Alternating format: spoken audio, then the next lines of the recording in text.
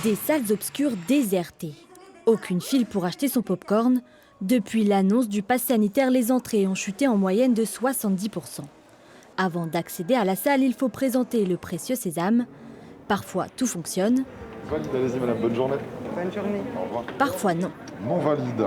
Alors, J'ai réussi à aller en Crète en vacances avec un mec, mais j'arrête pas à aller au cinéma.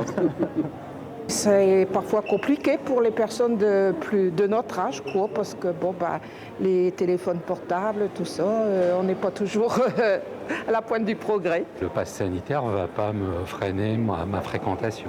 Je ne vais pas y aller sur un coup de tête en disant je pars et je m'en vais, j'y vais au cinéma. Et voilà, on va plus se poser, voir un peu, réfléchir un peu avant. Une perte qui n'inquiète pas pour autant ce cinéma. Ça part à la baisse. Néanmoins, on pense aussi qu'il va y avoir une réaugmentation une fois que les personnes seront informées, qu'elles auront pu justement s'organiser pour avoir un pass sanitaire. Dans le cinéma de Saint-Omer, même constat. Malgré la sortie de films locomotives, les 9 salles ne sont remplies qu'à 20%. Ici, l'inquiétude se lit sur le long terme.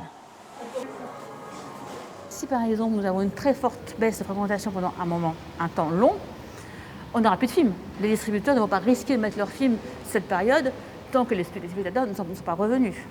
Donc ça fait un effet boule de neige. C'est ça qu'on a peur.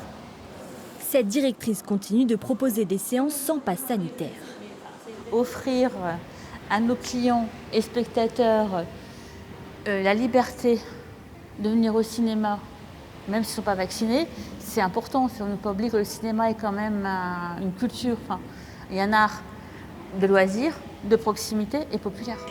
La Fédération des cinémas alerte les pouvoirs publics. Pour la suite, ils attendent plus d'aide et plus de moyens pour s'organiser.